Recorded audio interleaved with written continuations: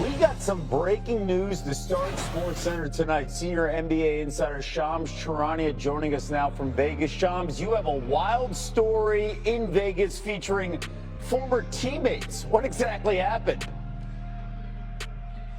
Kev, now former Miami Heat teammates Bam Adebayo and Tyler Herro got into a physical altercation on Friday morning here in Las Vegas. Sources tell me that Bam Adebayo struck Tyler Herro in the face area as they were walking off the practice court at a Las Vegas hotel. This happened when Bam Adebayo, I'm told, approached Tyler Herro about comments that Herro made on social media critiquing Bam after Herro was traded from Miami to Milwaukee over the last couple of weeks. And they were teammates for 7 years together.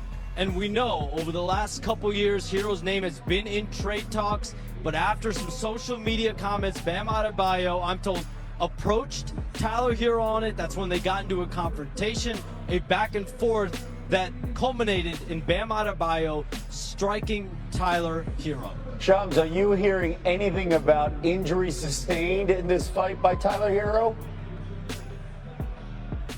Kev, there's nothing, as far as I'm told, as far as an injury or a noticeable cut on Tyler Herro, but there was a strike to the face area, and now we'll see how much the league, the players union, what involvement they're going to have here in the coming days. Shams Charania reporting again on a breaking news story, a wild one with Bam Adebayo striking Tyler Herro earlier today in Vegas on a practice court. Shams, if we have any other updates, we'll bring you back live. Yeah, the best ever. Top five. I feel like we talked Steph about Curry's that in one there, already. James Harden, Drew Holiday, DeMar That's DeRozan. We had right. a really good draft class. There you go. I love it, Danny. Gotta shout out the Peterson. guys. Can I ask you about Peterson? Listen, it's Summer League. We saw him have two phenomenal games. He turned it over 8 times. He did have 9 fouls, which by the way, does not foul you out in Summer League. Use them all. You have to go to 10. Use them all. But if you're evaluating his performance last night, I loved his in-between game. He had a nice little lefty floater, the ability to get to the rim, that's a really soft touch. I love his footwork. Danny and I were talking about the separation on his shot. There was a 3 in the corner there. He missed it there, but man, he looked the part. He certainly does. Utah's got a really good player, and it's a foundation to work off For of. sure. I loved his maturity because he showed patience. He didn't feel like he needed to score a lot early. He took his time, got more into it in the second half. On the other side of it, AJ, he was different. He came out guns blazing. yeah, he was attacking the rim. aggressive, right? Show us how he was getting downhill all night. Tape right now, he's getting downhill. You got a double screen coming, or a screen. He would get the switch, and next you know, he sees a double team coming. I'm going downhill. I'm getting to the rim. He was 5 for 5 at the rim last night. So again, 2 for 13 other areas, but really good at the rim. Same time situation, gets in a pick and roll, kind of avoids the pick, gets around, gets lefty live. See, there's 4 guys in the paint. Doesn't matter. He's athletic, has good hang time, still finishes around the rim with an up and under, reverse layup. So he was doing it in every facet. He also got, I like the Malone spot for him. People don't know what that is. It's from the elbow to the corner. There's like a post-up area where Karl Malone used to post up. Yeah. That's a good space for guys like Tracy McGrady. You compare Tracy McGrady, okay, the fadeaway. He's not going to have any problem getting his points in the NBA, right? How do you think this is going to go, Shanae? He will not have any problem. To me, he just wanted to make a statement. Yeah. From the opening tip, he was on one. It's not about him playing perfectly. For me, it's about him playing passionately. There you go. Because the opportunity he has is to turn a franchise around. He will be surrounded by talent. The talent was there on the sideline, Trae Young and Anthony Davis. But the most important thing he has to do is galvanize his squad to be able to play well. And I feel like he's got that it factor. Now let's talk about his game. The ferocity in which I saw him attack was very similar. I know I'm not trying to make big stretches, like Giannis in transition. There you go. People that are just playing with force. The play of the night was the dunk.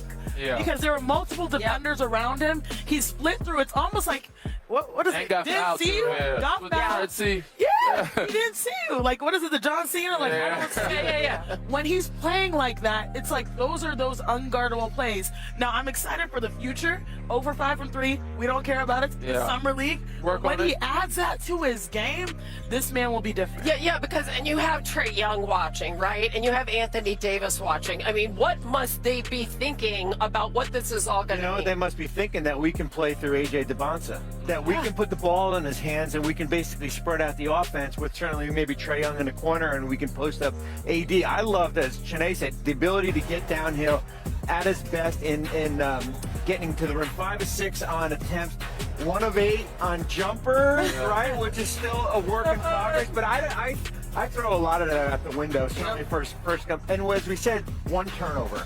Yeah. If you're going to have the ball in your hands and you only have 1 turnover, that's a good sign last The night. turnovers by Peterson bother you? No, because I think this is still a learning curve. I think, as we said, the defense last night, they made it extremely difficult. And remember, when he's in Utah, he'll be with Keontae George in that backcourt. A lot of these guys, and I give a lot of these players credit for being here. A lot of these players are not going to be on an NBA roster when we get to Yeah. It's October. hard to grade them when they're not playing against or with other NBA guys. Again, Exactly. the floor would be more space for AJ and for Darren Peterson with those other guys. I just love the that are fact on they the game sideline. planned for him in Yeah, Summer League. Good job. I know that is kind of wild, but one thing I take away from Darren Peterson, it's not when things are going well that you keep eyes, it's when things are going more difficult. And when things were more difficult, he didn't quit, he didn't pout, he just kept playing the game. And to me, if you're looking for a star of a franchise in Utah, you need someone that can give you points regardless of how the game is going. Yeah. And it seems like, we said, Short-term memory. smooth operator. Yes. He's just going to be solid and consistent, and I feel like that's what they need at that Yeah, I mean, it's really exciting, Yeah. right? Just watching those two and seeing the future of the NBA. Okay, now we're going to go off the court. We have this developing story. It was reported yesterday on our show that the LA Clippers, the Toronto Raptors, that trade centered on Kawhi is not going to be complete until the investigation into the Clippers and the company aspiration is over. Shams, can you kind of weigh in here on this whole situation? Just kind of help break it down because it's very complicated for our audience.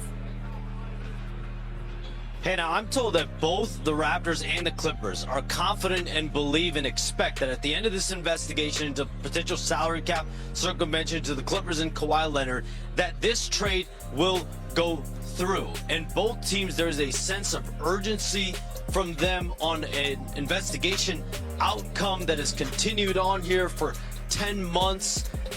From the players union side, there's also a sense of urgency as well.